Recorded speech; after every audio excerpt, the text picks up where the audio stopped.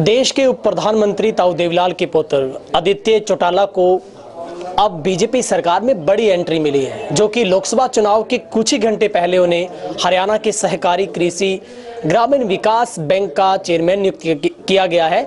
और उन्हीं के आज यहां पर अभिनंदन में यहां पर डबवाली में बहुत अच्छे तरीके से एक समारोह किया गया, जहां पर ढोल नगारों के बीच उनको यहां पर पंडाल के ऊपर लाया गया था। और मेरे साथ अभी आदित्य जी एक्सक्लूसिव बात के साथ हमारे साथ बातचीत करेंगे। आदित्य जी, सबसे पहले आपको बहुत बहुत मुबारकबाद। आपको भी बहुत बहुत बधाई जी।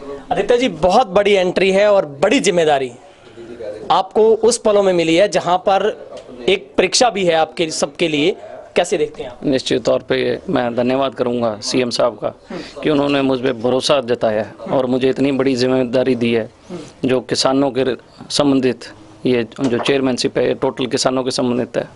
तो मैं धन्यवाद करना चाहूँगा पार्टी का प्रदेश अध्यक्ष का सुभाष बराला जी का, माननीय मुख्यमंत्री जी का और हमारे मंत्री मनीष ग्रोवर जी का। और बड़ी जिम्मेदारी से मैं ये कहना चाहूँगा कि मैं किसानों की भलाई के लिए बहुत अच्छे कदम उठाऊंगा, अच्छे कार्य करूंगा। आदित्य जी, ये भी सुख बुहार तो पहले से थी कि सीएम साहब बहुत खुश हो, खास करके किसान रैली से तो आपने बहुत बड़े रिकॉर्ड तोड़ दिया, आपने बनाए और सीएम साहब ने खुद उसकी प्रशंसा की थी। तो क्या माना जाए आपकी उसी मेहनत का ये नतीजा और फल है? आपको इस योग्य समझा और एक बीजेपी सरकार में बड़ी एंट्री के रूप में आपको एक बड़ी जिम्मेदारी? देखिए, मुख्यमंत्री जी हरियाणा के मुखिया होते हैं और मुखिया के नाते उनका वो देखते रहते हैं कौन कहाँ क्या काम कर रहा है, किस क्षेत्र में क्या हो रहा है। हमारे डबवाली क्षेत्र जो था ये हमेशा एक ऐसी राजनीतिक जो हमारा विपक्षी दल है उसका केंद्र रहा है। तो अब की बारी ये जो रैली थी ये प्रमाण था कि लोग बदलाव चाहते हैं और इतनी बड़ी संख्या में रिकॉर्ड तोड़ रैली, ऐसी रैली हरियाणा में कभी नहीं हुई। इतनी बड़ी डबवाली रैली हमने की। उस रैली से सीएम साहब को मुझे लगता है उनको भरोसा हुआ होगा कि आदित्य ईमानदार से निष्ठा से काम कर रहा है जनता के।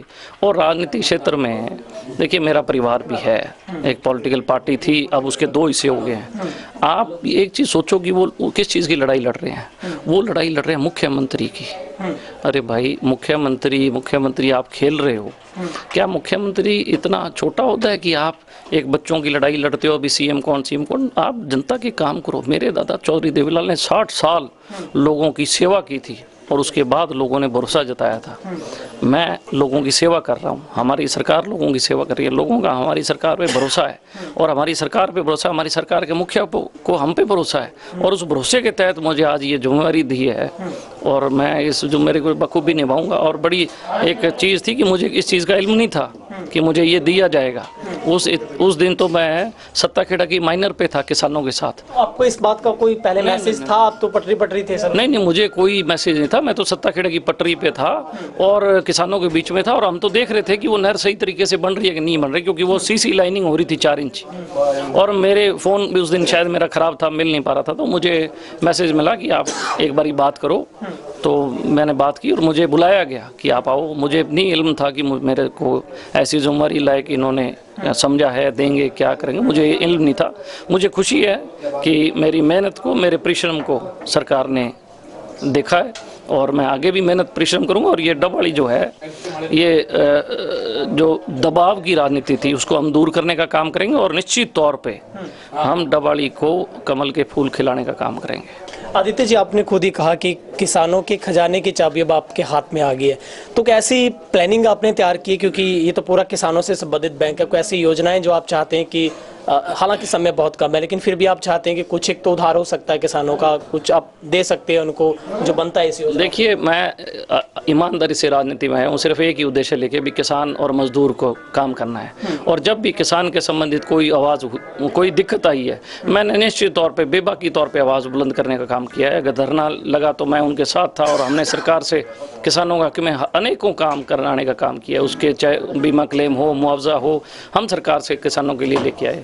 और किसान के पानी के मसले पे मैं बड़ा गंभीर रहता हूँ और हमेशा सरकार के साथ मेरी कई बारी ऑफिसर्स के साथ थोड़ी सी तनातनी हो जाती है किसान को लेके, क्योंकि मैं ये समझता हूँ कि किसान खुशहाल तब होगा जब उसको सिंचाई का पानी सही मात्रा में उसको मिलेगा। और मैं हमेशा किसान के हक में खड़ा रहता हूँ और मुझे जो जिम्मेवारी मिली है, अभी थोड़े दिन हुए हैं, 2-3 दिन मुझे इस जिम्मेवारी मिली को हुई है। मैं कोशिश करूँगा कि इसमें क्या मुझसे बन पाएगा, मैं कितना किसानों का सहयोग कर पाऊँगा।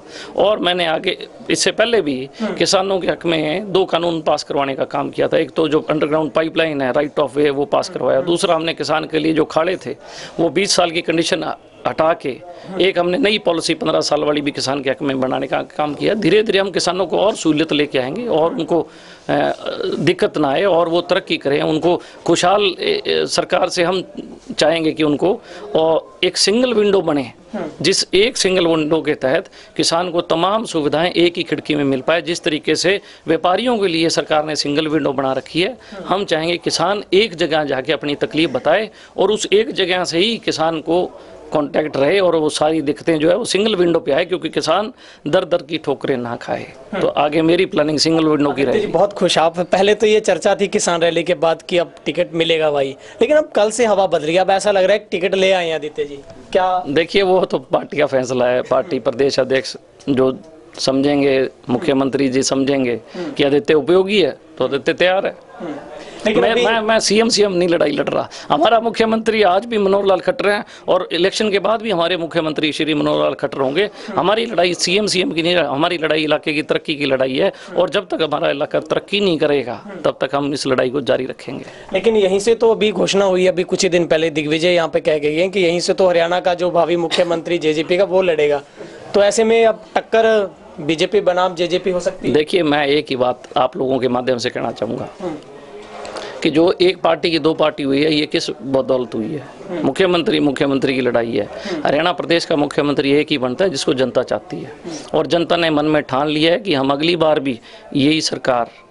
यही सरकार नरेंद्र मोदी की ऊपर की सरकार और मनोहर लाल खट्टर के नीचे की, क्योंकि शांति में, सद्भाव में और अच्छे अनुकूल परिस्थितियों में लोग तरक्की करते हैं। लोग कभी भय में, डर में तरक्की नहीं करते और इतना सुशासन इस सरकार ने दिया है।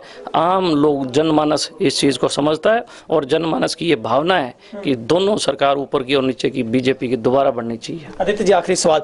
सिरसा तो लोकसभा क्षेत्र हमेशा से इनेलो का गढ़ रहा है, लेकिन हर बार कब्जा इनेलो ने किया है, लेकिन इस बार तो गढ़ भी टूटा हुआ है और बिखरा हुआ नजर आ रहा है। लेकिन शोर कर दीजिए, टिकट किसको मिल रही है बीजेपी की सिरसा लोकसभा? देखिए, वो पार्टी का फैसला है। हमें जो आदेश होगा, हम तो पार्टी के पीछे फैसले पे, आदेश पे चलने वाले लोग हैं। और रही बात गढ़ की, तो इसकी शुरुआत मैंने जिला परिषद से की थी। पहले मैंने छोटी गढ़ भी तोड़ी, फिर हम गढ़ तोड़ रहे हैं। अब हम किला ध्वस्त करेंगे लोकसभा का, ये भी बड़ी जल्दी बंदोबस्त करें देंगे। बहुत बहुत शुक्रिया सर। धन्यवाद जी। बहुत मेरे साथ आदित्य चौटाला, जो कि अभी हरियाणा सहकारी कृषि ग्रामीण विकास बैंक के चेयरमैन नियुक्त किए गए, उन्होंने हमारे साथ बिल्कुल एक्सक्लूसिव बातचीत की। आप सबका बहुत बहुत शुक्रिया।